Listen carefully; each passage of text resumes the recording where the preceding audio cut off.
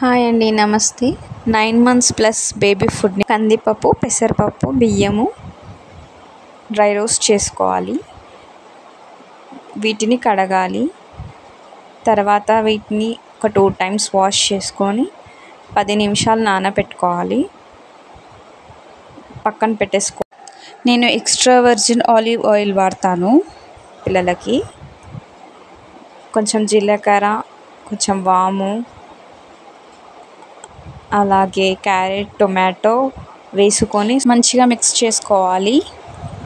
నానబెట్టుకున్న బియ్యం, పెసరపప్పు మరియు కందిపప్పు వేసుకొని చిటికెడంతా ఉప్పు వేసుకోవాలి. తర్వాత నీళ్లు పోసుకొని మనం కుక్కర్ మూతను పెట్టేసుకోవాలి. 3 విజిల్స్ వచ్చే వరకు ఉడకపెట్టుకోవాలి.